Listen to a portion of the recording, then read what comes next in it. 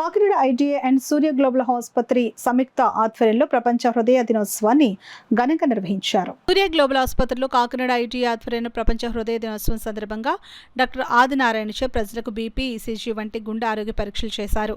Kakinada ITI కార్యదర్శి doctor అడ్డాల్ మాట్లాడుతూ ప్రతి సంవత్సరం సెప్టెంబర్ 29న ప్రపంచ హృదయ దినోత్సవాన్ని జరుపుకుంటారని, గుండె జబ్బులు రాకుండా తీసుకోవాల్సిన నివారణ చర్యల గురించి ప్రపంచవ్యాప్తంగా ప్రజలకు అవగాహన కల్పించడం ఈ దినోత్సవం ముఖ్య ఉద్దేశమని తెలిపారు.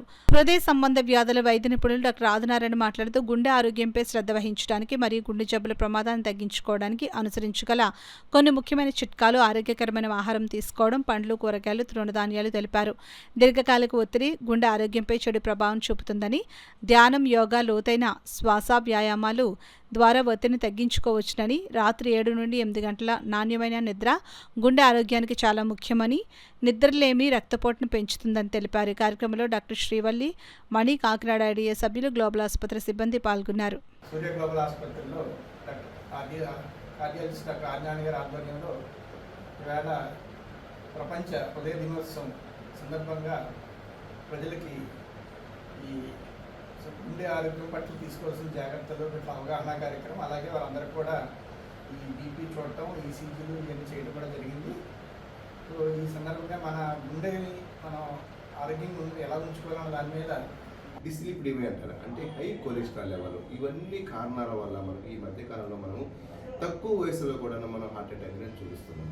సో వీటిని తగ్గించుకోవడానికి మన జీవన శైలిలో చాలా మార్పులు చేసుకోవాల్సి ఉంటుంది. ఒకటి, మనం రెగ్యులర్గా బీపీ, షుగరు చెక్ చేసుకోవడంతో పాటు ఇవి ఉంటే వాటిని అదుపులో పెట్టుకోవాలి. అన్నిటికంటే ముఖ్యమైనది మన జీవనశైలి మార్చుకోవాలి. మన ఆహారపు అలవాట్లు, అంటే జంక్ ఫుడ్స్ తక్కువగా తీసుకోవటం, హై కొలెస్ట్రాల్ డైట్, ఇది అధిక కొవ్వు పదార్థాలు తక్కువగా తీసుకోవటం, అలాగే సాల్ట్ వీలైనంత తక్కువగా తీసుకోవటము, దాంతోపాటు స్మోకింగ్ ఎవరికైతే ఇమీడియట్గా స్టాప్ చేయడంతో పాటు అన్నిటికంటే ముఖ్యమైనది మనం సెడెంటరీ లైఫ్ను కొంచెం తగ్గించుకోవాలి. మన ఈ జీవితాలు అందరిలో కూడా స్ట్రెస్ పెరిగిపోతే సెడెంటరీ లైఫ్ ఎక్కువగా ఉంటుంది. దానికి మనం ప్రతి ఒక్కరం కూడా రోజుకి తప్పనిసరిగా 30 గంటలు మనం 30 నిమిషాలు, ప్రతిరోజు 30 నిమిషాలు మనం వ్యాయామం చేయవలసి ఉంటుంది. ఈ రీసెంట్ కాలంలో కొత్తగా వచ్చిన ఒక టెస్ట్ ఉంటుంది, దాన్ని లైపోప్రోటీన్ A అంటారు.